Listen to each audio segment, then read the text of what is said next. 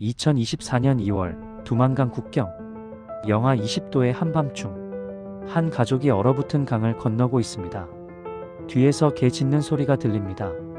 총성이 울립니다. 이것은 목숨을 건 탈출입니다. 그런데 왜일까요? 왜 사람들은 조국을 버리고 목숨을 걸까요? 대한민국 국민 여러분, 지금부터 들려드릴 이야기는 실화입니다. 북한 내부에서 실제로 일어나고 있는 일입니다. 평범한 노동자 한 명이 있었습니다. 40년간 체제에 충성했던 사람이었죠. 그가 왜 모든 것을 버리고 탈북을 결심했을까요? 시작은 아주 작았습니다. 장마당 구석에서 들은 소문 하나, 손바닥만 한 USB 하나. 하지만 그것이 한 가족의 운명을 완전히 바꿔놓았습니다. 2023년 12월로 돌아가 보겠습니다. 모든 것이 시작된 그날로. 2023년 12월 평양 외곽. 2023년 영하 15도의 새벽 5시 30분. 꽁꽁 언 거리에 주민들이 도열합니다. 저는 철민입니다. 올해 42, 이 땅에서 태어나 평생을 살았습니다. 김일성 초상화는 3층 건물만큼 컸습니다. 그 앞에서 매일 아침 같은 의식이 반복됩니다. 인민반장의 시선이 날카롭습니다. 저는 목에 힘을 주고 외쳤습니다. 위대하신 수령님께 충성을 다할 것을 맹세합니다. 주변 사람들도 따라 외칩니다. 하얀 입김이 추운 공기를 가릅니다. 20년 넘게 반복한 의식이었습니다. 처음엔 당연하다고 여겼죠. 하지만 오늘 아침 제 목소리가 낯설게 들렸습니다. 어젯밤 본 것 때문이었습니다. 인민반장 김순애가 한 명씩 얼굴을 살핍니다. 50대 여성으로 20년간 이 동네를 관리해온 사람이죠. 누가 성의 없이 외치는지, 누가 표정이 어두운지 모두 감시합니다.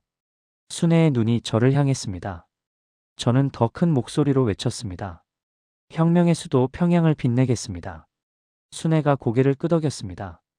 이상한 낌새가 보이면 즉시 보위부에 보고됩니다.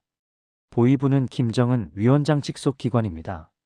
법도 재판도 필요 없습니다. 그들이 의심하면 끝입니다. 저는 그렇게 끌려간 사람을 봤습니다. 공장 동료 박성호였죠. 석 달 전 어느 아침 성호가 맹세 시간에 늦게 나왔습니다. 전날 밤 전기가 끊겨 알람이 울리지 않았던 겁니다. 하지만 순애는 용서하지 않았죠. 당에 대한 충성심이 부족하다. 사흘 뒤 검은색 보위부 차량이 공장 앞에 섰습니다. 성호는 손이 묶인 채 끌려갔습니다. 그날 이후 아무도 성호를 보지 못했습니다. 의식이 끝났습니다. 주민들이 뿔뿔이 흩어집니다. 저는 공장으로 향했습니다. 거리는 황량했습니다. 건물마다 페인트가 벗겨져 있고 도로는 패여 있었죠. 전기는 어제도 오지 않았습니다. 평양 중심부도 하루 3-5시간만 전기가 들어옵니다. 저희 같은 외곽 지역은 더 심합니다.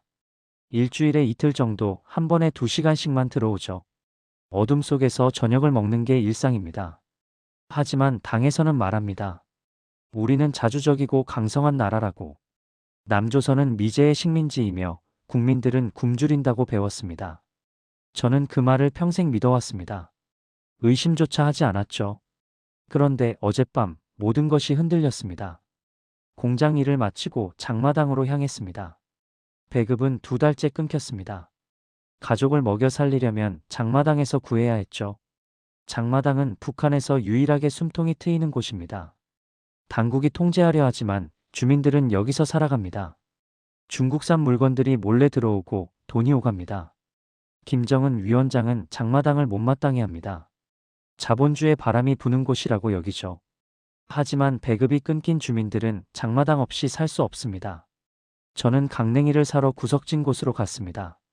1kg에 5,000원. 한 달 전보다 2배 올랐습니다. 그때였습니다. 야, 남조선은 말이야. 낮은 목소리가 들렸습니다. 저는 몸을 숨기고 귀를 기울였습니다. 사람들이 월급으로 차를 산대. 거기는 전기가 끊긴 적이 없다더라. 쌀도 매일 먹는다고. 고기도 마음대로 먹는데. 두 여인이 수군거리고 있었습니다. 40대쯤 되어 보이는 장마당 상인들이었죠. 주변을 살피며 조심스럽게 말을 주고받았습니다. 저는 가슴이 철렁했습니다. 이런 이야기는 반동사상 유포죄에 해당됩니다. 2020년 김정은 위원장이 직접 만든 법입니다. 나만 영상을 보거나 나만 이야기를 하거나 USB를 유포하면 사형입니다. 들키면 정치범 수용 소행입니다. 아니, 요즘은 그 자리에서 총살당합니다. 하지만 발걸음이 떨어지지 않았습니다. 언니, 정말이에요? 거기가 그렇게 잘 살아요? 젊은 여인이 물었습니다. 내가 직접 봤어. USB로. 믿기지 않더라고. 나이 든 여인의 목소리가 떨렸습니다. 우리가 평생 속은 거예요? 쉿, 조용히 해. 보이부 귀가 어디 붙어 있는지 모른다고. 한 여인이 작은 물건을 꺼냈습니다. USB였습니다. 손가락 한마디만 한 크기. 하지만 북한에서 그것은 사형 선고나 마찬가지입니다. 이게 진짜 남조선 실상이라오. 나도 봤는데. 우리가 배운 게 다 거짓말이었어. 여인의 손이 떨리고 있었습니다. 얼마요? 50만 원. 보시면 압니다. 남조선 드라마, 뉴스 다 들어있어요. 다른 여인이 돈을 건넸습니다. 50만 원이면 평균 노동자 한 달 월급입니다. USB가 주인을 바꿨습니다. 거래가 끝나자 두 여인은 재빨리 사라졌습니다. 저는 숨죽이고 지켜봤습니다. 심장이 터질 듯 뛰었죠. 장마당을 나오는 길, 머릿속이 복잡했습니다. 남조선이 우리보다 잘 산다고? 쌀을 매일 먹는다고? 전기가 끊기지 않는다고? 하지만 곧 고개를 저었습니다. 당에서 평생 가르쳐온 것을 어떻게 의심할 수 있겠습니까? 그런데도 그 여인의 말이 머릿속을 떠나지 않았습니다. 우리가 평생 속은 거예요? 그날 밤 잠이 오지 않았습니다. 사흘이 지났습니다. 저는 장마당에서 들은 이야기를 잊으려 했습니다. 하지만 불가능했죠. 밤마다 그 생각뿐이었습니다. 남조선이 정말 우리보다 잘 살까? USB에는 무엇이 담겨 있을까? 공장에서도 일이 손에 잡히지 않았습니다. 동료 명철이 물었습니다. 철민아, 무슨 일 있나? 요즘 얼굴이 안 좋은데. 아니야. 괜찮아. 저는 대답했지만 명철의 눈빛이 의심스러웠습니다. 이 체제에서는 친구도 믿을 수 없습니다. 보이부 정보원이 어디에 숨어 있는지 모릅니다. 일주일 후 저는 결심했습니다. 다시 장마당으로 갔죠. 그 구석진 곳으로 향했습니다. 여인은 없었습니다. 저는 몇몇 상인에게 조심스럽게 물었습니다. USB 구할 수 있습니까?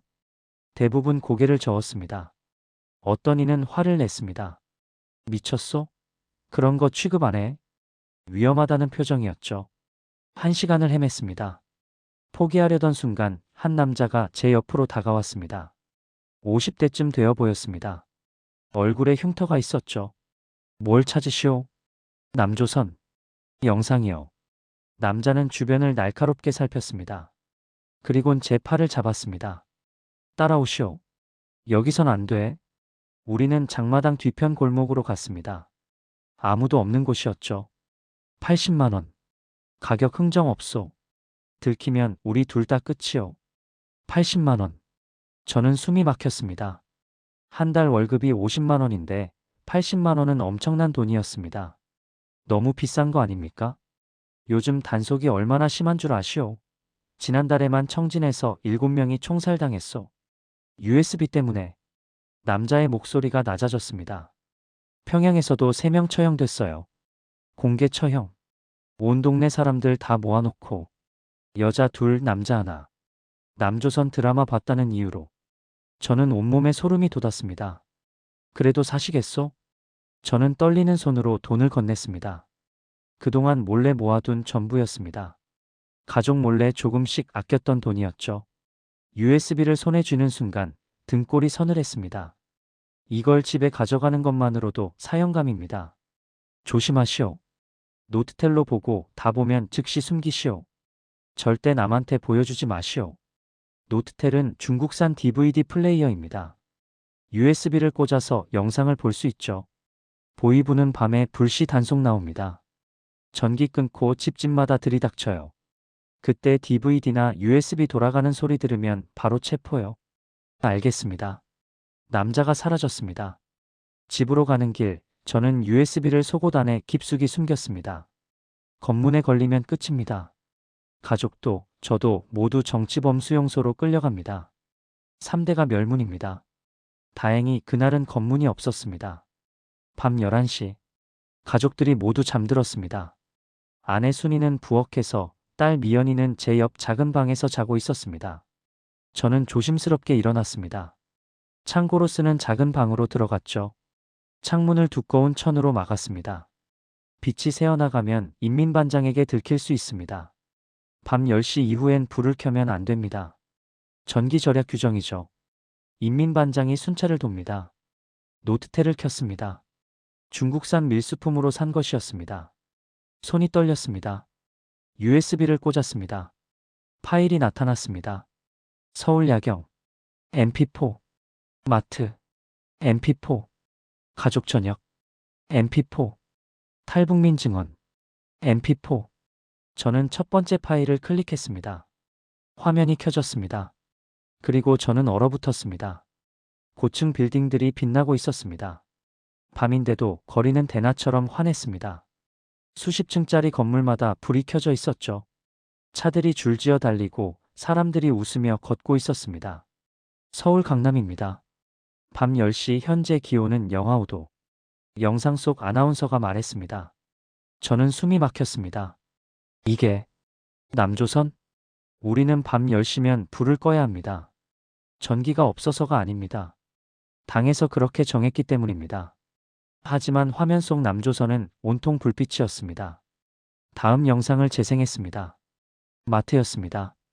거대한 실내 공간에 음식이 가득했습니다. 쌀, 고기, 과일, 야채, 생선, 빵. 사람들이 카트에 가득 담아 나갔습니다. 아무도 막지 않았습니다. 돈만 내면 살 수 있는 것 같았습니다. 저희 가족은 강냉이죽으로 끼니를 때웁니다. 쌀은 명절에나 한번 먹을까 말까 합니다. 고기는 김일성 생일날 배급으로 받는 게 전부였죠. 눈물이 났습니다. 다음 영상이 재생되었습니다. 한 가족이 식탁에 둘러앉아 있었습니다. 아버지, 어머니, 아들, 딸. 밥, 국, 반찬이 상에 가득했죠. 고기도 있었습니다. 아이들이 웃으며 밥을 먹었습니다. 맛있다? 엄마, 이거 더 주세요. 많이 먹어라. 우리 아들. 저는 소리 없이 울었습니다. 제 딸 미연이는 오늘도 배고프다고 보챘습니다. 아빠, 배고파요. 쌀밥 먹고 싶어요. 줄 것이 없어서 그냥 재웠죠. 내일 주마. 자거라. 거짓말이었습니다. 내일도 강냉이죽입니다. 영상은 멈추지 않았습니다. 병원에서 환자를 치료하는 장면. 의사가 환자를 진찰하고 약을 줍니다. 무료라고 했습니다. 학교에서 아이들이 공부하는 모습. 깨끗한 교복을 입고 환하게 웃는 얼굴들.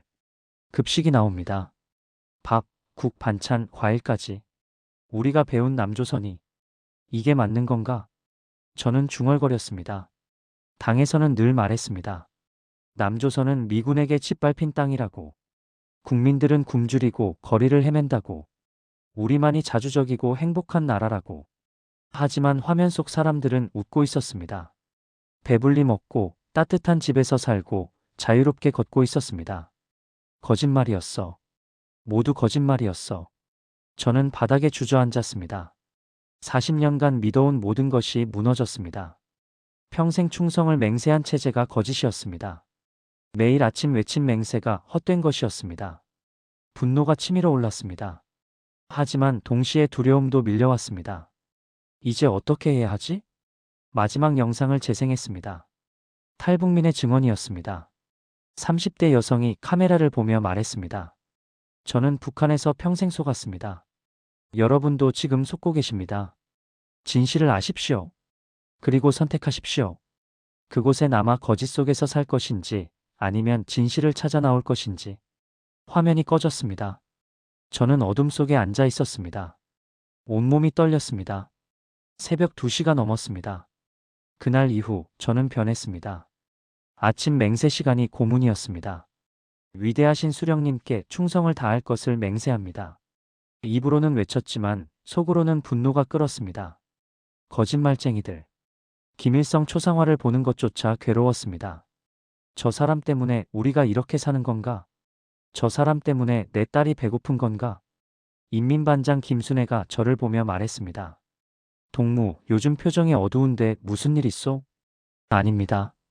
괜찮습니다. 당에 대한 충성심을 늘 마음에 새겨야 하오. 알겠습니다. 저는 고개를 숙였습니다. 들키면 안 됩니다. 공장에서도 조심해야 했습니다. 당 세포비서 리철성이 매주 강연을 합니다. 미제놈들의 선전선동에 넘어가면 안 됩니다. 남조선은 지옥입니다. 오직 우리 수령님만이 인민을 사랑하십니다. 예전에는 당연하게 들었습니다. 하지만 이제는 달랐습니다. 거짓말. 모두 거짓말. 동료 명철이 점심시간에 다가왔습니다. 철민아, 요즘 이상하더라. 무슨 일 있나? 없어. 왜? 너 표정이 예전 같지 않아? 조심해. 요즘 보위부 단속이 심하다더라. 명철의 경고는 진심이었습니다. 실제로 공장에서 2명이 끌려갔습니다. 한 사람은 나만 노래를 흥얼거렸다는 이유였습니다. 다른 사람은 배급이 왜 안 나오냐고 불평했다가 반동분자로 몰렸죠. 저는 더욱 조심해야 했습니다. 집에서도 마찬가지였습니다. 아내 순이가 물었습니다. 여보, 요즘 왜 그래요? 말도 없고. 피곤해서 그래. 무슨 걱정 있어요? 없어. 괜찮아. 순이에게도 말할 수 없었습니다. 가족이라도 조심해야 합니다. 북한에서는 가족끼리도 고발하는 일이 있습니다. 딸 미연이가 저를 올려다봤습니다. 아빠, 선생님이 그러는데 남조선은 나쁜 곳이래요. 거기 사람들은 다 굶어 죽는데요. 맞죠, 아빠? 저는 대답할 수 없었습니다. 7살 딸아이가 거짓을 배우고 있었습니다. 아빠, 그래. 선생님 말씀 잘 들어라.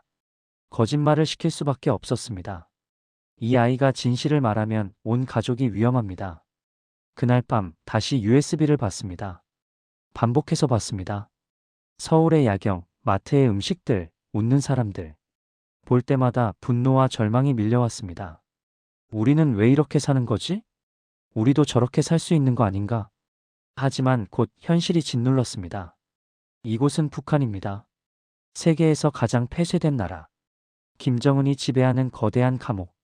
탈출은 불가능에 가깝습니다. 국경에는 철조망과 지뢰가 있습니다. 보위부와 국경경비대가 24시간 감시합니다. 탈북하다 잡히면 총살입니다. 공개 처형당합니다.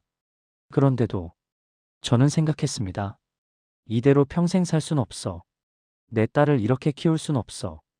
위험한 생각이 싹트기 시작했습니다. 한 달이 지났습니다. 어느 날 아침 장마당에 검은 차량이 들어섰습니다. 보위부였습니다. 사람들이 웅성거렸습니다. 단속이다. USB 단속이래. 상인들이 황급히 물건을 숨겼습니다. USB, DVD, 중국산 제품들. 모두 불법이었으니까요. 보위부 요원 4명이 내렸습니다. 검은 제복, 붉은 완장. 차가운 표정으로 장마당을 둘러봤습니다.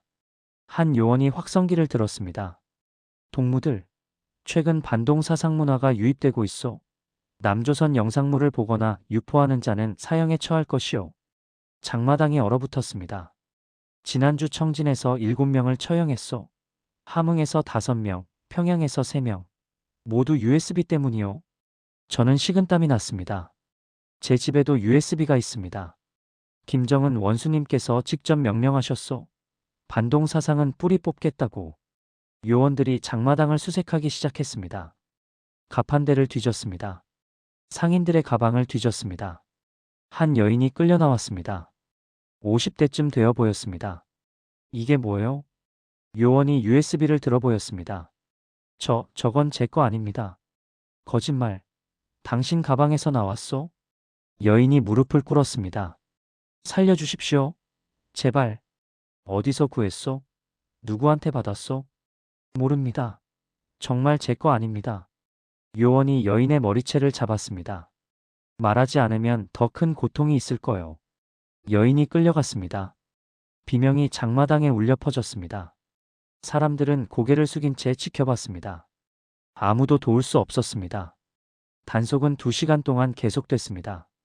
3명이 더 끌려갔습니다. 보위부 차량이 떠났습니다. 장마당은 조용했습니다. 모두 공포에 질려 있었죠. 저는 서둘러 집으로 돌아갔습니다. 집에 도착하자마자 USB를 꺼냈습니다. 어디에 숨겨야 할까? 장롱 뒤? 아니, 수색하면 금방 들킵니다. 마루 밑? 그것도 위험합니다. 결국 마당에 묻기로 했습니다. 깊이 파서 비닐에 싸서 묻었죠. 그날 밤 보이부가 우리 동네에 왔습니다. 밤 10시. 갑자기 전기가 끊겼습니다. 의도적인 단전이었습니다. 보이부 요원들이 집집마다 돌았습니다. 문을 두드리는 소리가 들렸죠. 보이부요. 문 여시오. 새 집 옆에서 고함이 들렸습니다. 순이가 떨며 제 손을 잡았습니다. 여보, 우리 집엔 안 오겠죠? 괜찮아. 우린 깨끗해. 하지만 저도 떨리고 있었습니다. 노크 소리가 점점 가까워졌습니다. 두 집 옆, 옆집, 그리고 지나갔습니다. 우리 집 문을 두드리지 않았습니다. 저는 안도의 숨을 쉬었습니다. 하지만 옆집에서 비명이 들렸습니다. 안 돼. 제발. 이게 뭐예요? DVD가 왜 있어? 그건 중국 영화입니다. 남조선 거 아닙니다. 거짓말. 한글 자막이 있잖소. 끌려가는 소리가 들렸습니다. 옆집 아저씨 최민수였습니다. 착한 사람이었죠. 가끔 미연이에게 사탕을 주곤 했습니다. 그날 밤 이후 최민수를 보지 못했습니다. 저는 깨달았습니다.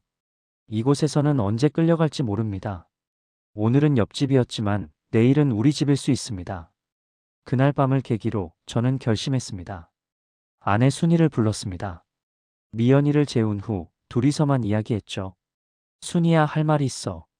뭔데요? 우리 이곳을 떠나야 할 것 같아.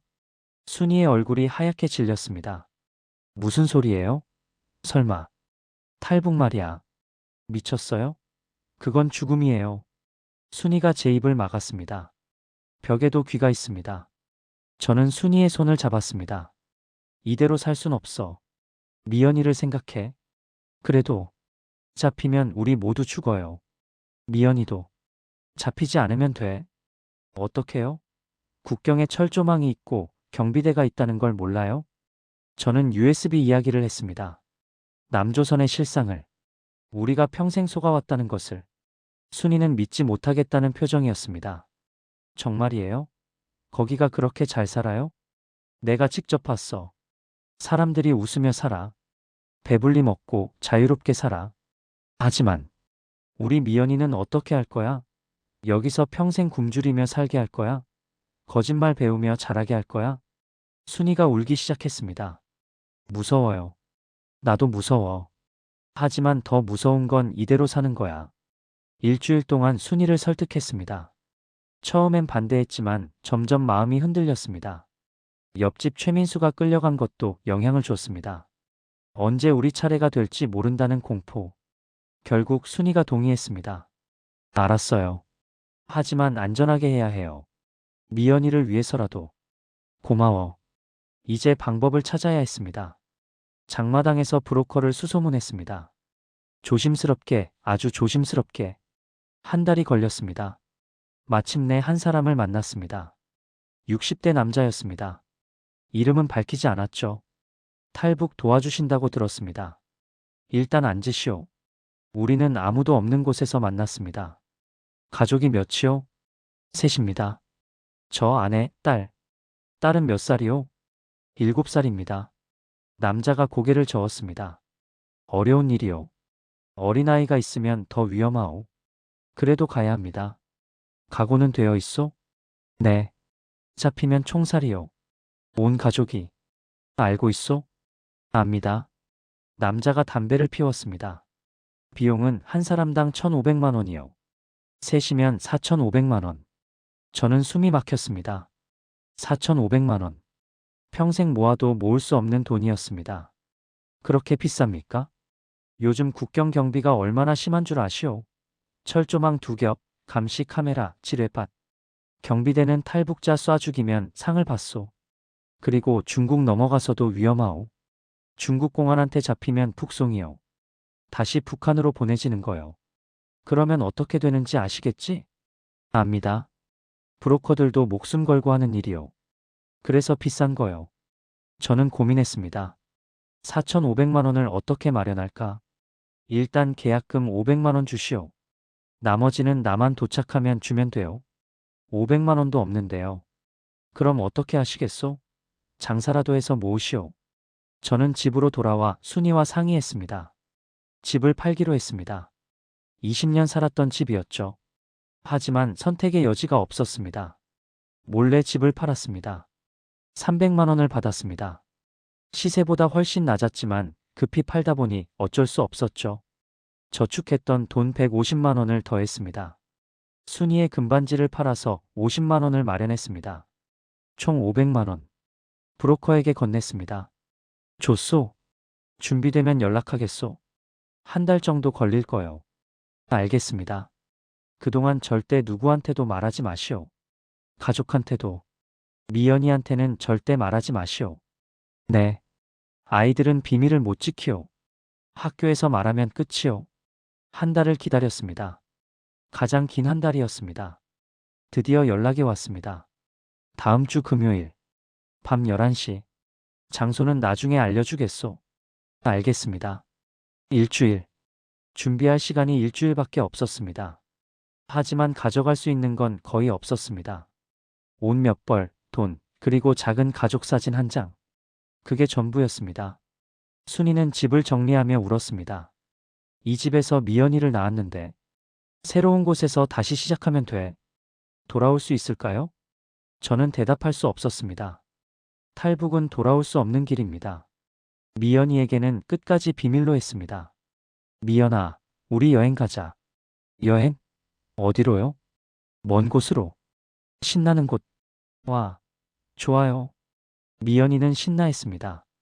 진실을 모른 채 공장에도 마지막으로 갔습니다. 동료들과 인사를 나눴습니다. 하지만 진짜 작별 인사는 할 수 없었죠. 명철이 말했습니다. 철민아, 요즘 좀 밝아진 것 같은데? 그래? 뭔가 좋은 일 있나? 아니야. 그냥 거짓말이었습니다. 좋은 일이 생길 거라는 희망 때문에 밝아진 거였죠. 마지막 날 저녁, 가족끼리 모여 앉았습니다. 강냉이죽 한 그릇. 이곳에서 먹는 마지막 식사였습니다. 아빠, 내일 여행 가는 거 맞죠? 그래. 어디로 가요? 가면 알게 될 거야. 거기 재미있어요? 응, 아주 재미있을 거야. 맛있는 것도 많이 먹을 수 있어. 진짜요? 쌀밥도요? 그럼. 쌀밥도 먹고 고기도 먹고. 미연이의 눈이 반짝였습니다. 와, 빨리 가고 싶어요. 순이가 미연이를 안았습니다. 눈물을 참으며 밤이 깊어갔습니다. 저는 창밖을 바라봤습니다. 40년 살았던 이곳. 태어나서 자라고 결혼하고 아이를 낳은 곳. 하지만 더 이상 여기 있을 수 없었습니다. 마당에 묻어둔 USB를 꺼냈습니다. 이것도 가져가야 했습니다. 증거로 남겨야 하니까. 새벽 2시. 브로커에게서 문자가 왔습니다. 내일 밤 11시. 장소역 뒤편 폐공장. 검은 옷 입으시오. 불빛 나는 거 금지. 음식 충분히. 아이 울면 안 됨. 절대 시간 엄수. 저는 문자를 읽고 바로 지웠습니다. 순이에게 보여줬습니다. 내일이에요. 무서워요. 나도. 하지만 해야 해. 미연이가 혹시. 괜찮아. 우리가 잘 보호하면 돼. 그날 밤 잠이 오지 않았습니다. 성공하면 새로운 삶. 실패하면 죽음. 두 가지 중 하나였습니다. 금요일 밤 10시 30분. 우리는 집을 나섰습니다. 마지막으로 집을 둘러봤습니다. 20년의 추억이 담긴 곳. 하지만 돌아볼 시간은 없었습니다. 미연이는 잠옷 차림이었습니다. 여행 가는 줄 알고 신나했죠. 조용히 해야 해. 알았지? 네, 아빠. 우리는 어둠 속을 걸었습니다. 가로등도 없었습니다. 전기가 끊긴 밤이었죠. 역 뒤편 폐공장에 도착했습니다. 브로커가 기다리고 있었습니다. 그리고 다른 가족들도 있었습니다. 총 15명. 5가족이었습니다. 이제부터 절대 말하지 마시오. 손짓으로만 하시오. 브로커가 속삭였습니다. 우리는 트럭 뒤에 탔습니다. 짐칸이었죠. 캄캄하고 좁았습니다. 미연이가 무서워했습니다. 저는 미연이를 안았습니다. 트럭이 출발했습니다. 2시간을 달렸습니다. 어디로 가는지 알 수 없었습니다. 창문도 없었으니까요. 갑자기 트럭이 멈췄습니다. 검문이요. 절대 소리 내지 마시오. 브로커가 경고했습니다. 밖에서 목소리가 들렸습니다. 어디 가시오? 화물 배달입니다. 뒤를 열어보시오. 심장이 멈출 것 같았습니다. 문이 열렸습니다. 하지만 우리가 탄 곳은 이중 칸막이 뒤였습니다. 앞쪽에는 상자들이 쌓여 있었죠. 됐소. 가시오. 트럭이 다시 출발했습니다. 모두 안도의 숨을 쉬었습니다. 1시간 더 달렸습니다. 트럭이 멈췄습니다. 내리시오. 여기서부터 걸어야 하오. 우리는 내렸습니다. 산이었습니다. 깜깜한 산속. 지금부터 2시간 걸어야 하오. 강까지. 강. 두만강이었습니다. 추운 2월 밤. 영하 20도의 날씨. 미연이는 떨고 있었습니다. 아빠, 추워요. 조금만 참아. 곧 따뜻한 곳 갈 거야. 산길을 걸었습니다. 가파르고 험했습니다. 어린아이들이 걷기에는 너무 힘든 길이었죠. 한 아이가 울기 시작했습니다. 으앙. 쉿. 조용히. 엄마가 아이 입을 막았습니다. 하지만 아이는 계속 울었습니다. 브로커가 다가왔습니다. 아이를 조용히 시키시오. 경비대가 들으면 우리 모두 죽소. 엄마가 아이에게 젖을 물렸습니다. 아이가 겨우 조용해졌습니다. 1시간을 더 걸었습니다. 갑자기 브로커가 멈췄습니다. 엎드리시오. 빨리. 우리는 바닥에 엎드렸습니다. 멀리서 불빛이 보였습니다. 경비대였습니다. 순찰을 돌고 있었습니다. 5분, 10분. 숨도 제대로 쉴 수 없었습니다. 미연이가 기침을 하려고 했습니다. 저는 재빨리 미연이 입을 막았습니다. 참아야 해. 조금만. 불빛이 지나갔습니다. 일어나시오. 빨리 움직이시오. 우리는 다시 걸었습니다. 30분 후. 강이 보였습니다. 두만강. 얼어붙어 있었습니다. 저기 보이는 불빛이 중국이요. 강을 건너면 돼요. 브로커가 가리켰습니다. 하지만 조심하시오. 얼음이 얇은 곳도 있어. 그리고 경비대가 언제 올지 모르오. 공포가 엄습했습니다. 지금 가시오. 빨리. 첫 번째 가족이 강으로 내려갔습니다. 조심스럽게 얼음 위를 걸었습니다. 우리 차례였습니다. 순이야, 미연이 손 꼭 잡아. 네. 우리는 강으로 내려갔습니다. 얼음이 미끄러웠습니다. 발이 떨렸습니다. 한 걸음, 2걸음. 갑자기 거기서 뒤에서 고함이 들렸습니다. 경비대였습니다. 뛰시오. 빨리. 브로커가 소리쳤습니다. 우리는 뛰기 시작했습니다. 총성이 울렸습니다. 탕, 탕. 엎드려. 순이가 미연이를 안고 엎드렸습니다. 저는 2사람을 감쌌습니다. 총알이 얼음을 뚫었습니다. 일어나. 계속 뛰어. 우리는 다시 뛰었습니다. 50m, 30m, 10m. 중국 땅이 눈앞이었습니다. 또 총성. 이번엔 제 다리를 스쳤습니다. 피가 났습니다. 하지만 멈출 수 없었습니다. 다 왔어. 조금만. 드디어. 중국 땅에 발을 디뎠습니다. 우리는 쓰러졌습니다. 살았습니다. 중국 땅. 하지만 안전하지 않았습니다. 브로커가 말했습니다. 아직 끝난 게 아니요. 중국 공안한테 잡히면 북송이요. 다시 북한으로 보내지는 거요. 북송되면 어떻게 될까요? 정치범수용소. 아니, 그냥 총살입니다. 지금부터 안전가옥까지 가야 하오. 차로 3시간이요. 차가 기다리고 있었습니다. 낡은 벤이었죠. 우리는 탔습니다. 다리에서 피가 계속 났습니다. 순이가 천으로 감아줬습니다. 괜찮아요? 응. 괜찮아. 거짓말이었습니다. 아팠습니다. 하지만 참아야 했습니다. 미연이는 지쳐서 잠들었습니다. 순이 품에 안겨서 차는 시골길을 달렸습니다. 중국 동북 삼성 지역이었습니다. 새벽 4시 안전가옥에 도착했습니다. 작은 집이었습니다. 조선족이 운영하는 곳이었죠. 여기서 일주일 있을 거요. 절대 밖에 나가지 마시오. 방은 좁았습니다. 15명이 한 방에 있어야 했죠. 하지만 안전했습니다. 일단은 김 선생이라는 조선족 아주머니가 밥을 가져왔습니다. 쌀밥이었습니다. 김치, 된장찌개도 있었습니다. 미연이가 눈이 휘둥그레졌습니다. 아빠, 쌀밥이에요. 많이 먹어라. 미연이는 평생 처음 배불리 먹었습니다. 순이도 울면서 먹었습니다. 이게 꿈인가요? 꿈 아니야. 현실이야. 하지만 긴장을 풀 수 없었습니다. 김 선생이 말했습니다. 요즘 공안 단속이 심해요. 탈북자 많이 잡혀가요. 절대 밖에 나가면 안 돼요. 창문도 열지 마세요. 소리도 내면 안 돼요. 우리는 일주일 동안 그 좁은 방에 갇혀 있었습니다. 밖에 나갈 수 없었습니다. 햇빛도 볼 수 없었습니다. 하지만 살아 있었습니다. 일주일 후, 브로커가 다시 왔습니다. 이제 남쪽으로 이동하겠소? 베트남 국경까지. 얼마나 걸립니까? 일주일. 기차, 버스, 택시 다 타야 하오. 위험하지 않습니까? 위험하오. 하지만 나만 가려면 이 길밖에 없소. 다음 날 새벽, 우리는 출발했습니다. 기차역으로 갔습니다. 하지만 조심해야 했습니다. 북한 말투 쓰면 안 돼요. 들키면 끝이에요. 김 선생이 경고했습니다. 저는 중국어를 못했습니다. 순이도 마찬가지였죠. 그래서 김 선생이 함께 갔습니다. 기차를 탔습니다. 일반석이었습니다. 주변에 중국인들이 많았습니다.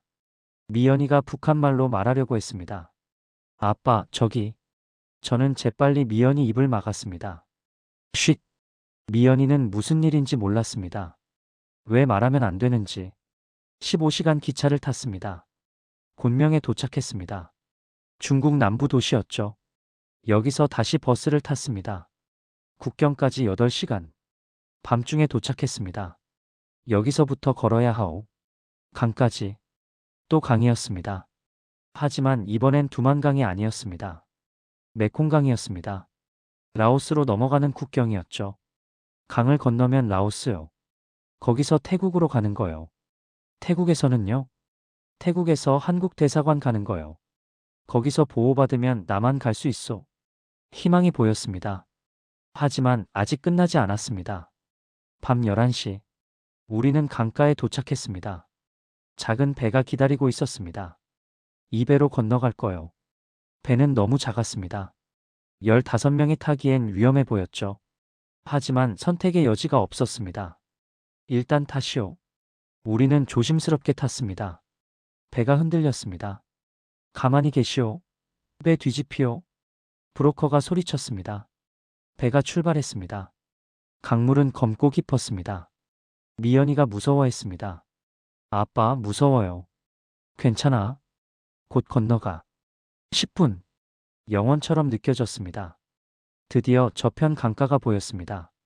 라오스였습니다. 배가 강가에 닿았습니다. 빨리 내리시오. 우리는 뛰어내렸습니다. 라오스 땅. 북한에서 수천 킬로미터 떨어진 곳. 이제 태국 가야 하오. 트럭으로 6시간이요. 트럭이 기다리고 있었습니다. 또 짐칸이었습니다. 우리는 탔습니다. 6시간을 달렸습니다. 비포장도로였습니다. 몸이 덜컹거렸죠.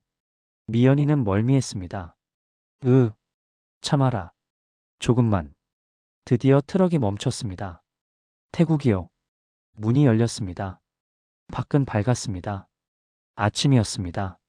여기서 경찰서 가야 하오. 경찰서요? 태국 경찰한테 자수하는 거요. 그러면 한국 대사관으로 보내줄 거요. 우리는 경찰서로 걸어갔습니다. 마을이 보였습니다. 태국 사람들이 살고 있었죠. 신기한 풍경이었습니다.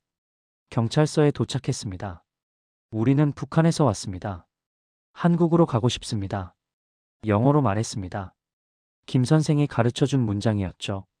경찰관이 우리를 보았습니다. 노스콜이요? 예스. 경찰관이 전화를 걸었습니다. 우리는 기다렸습니다. 1시간 후, 한국 대사관 직원이 왔습니다. 안녕하세요. 대한민국 대사관에서 나왔습니다. 한국말이었습니다. 순이가 울음을 터뜨렸습니다. 감사합니다.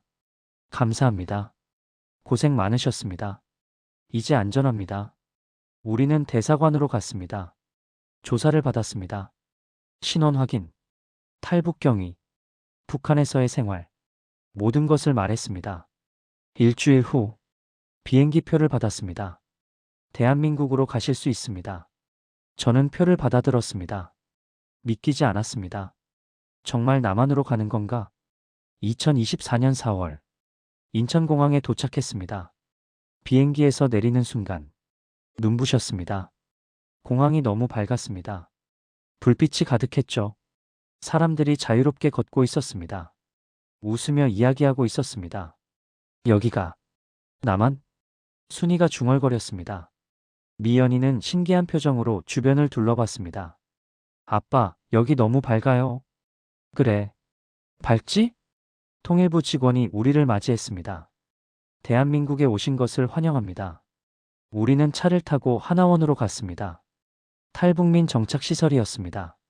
3개월 동안 교육받았습니다. 남한 사회 적응 교육, 한국어 교육, 취업 교육, 모든 것이 새로웠습니다. 가장 놀라운 건 마트였습니다. 교육 중 마트 견학을 갔습니다. USB에서 본 그곳이었습니다. 음식이 가득했습니다. 쌀, 고기, 과일, 야채, 과자, 빵. 미연이는 눈이 휘둥그레졌습니다. 아빠, 이게 다 진짜예요? 응, 진짜야. 우리도 살 수 있어요? 그럼. 돈만 있으면. 미연이가 웃었습니다. 순이는 울었습니다. 이게 꿈인가요? 정말 여기서 살 수 있는 건가요? 응. 우린 이제 여기 사람이야. 3개월 후, 우리는 서울로 왔습니다. 정부에서 지원금을 받았습니다. 집도 얻었습니다. 작은 원룸이었지만 우리에겐 궁전 같았습니다. 저는 공장 일자리를 구했습니다. 월급은 250만 원이었습니다. 북한에서 50만 원 받던 것에 비하면 엄청난 돈이었죠. 순이는 식당에서 일했습니다. 미연이는 초등학교에 들어갔습니다. 처음엔 힘들었습니다. 말투가 달랐습니다. 문화가 달랐습니다. 모든 게 낯설었죠. 하지만 행복했습니다. 저녁엔 가족끼리 밥을 먹었습니다. 쌀밥, 고기, 반찬. 미연이가 말했습니다. 아빠, 매일 이렇게 먹어도 돼요? 그럼. 매일 먹는 거야. 좋아요.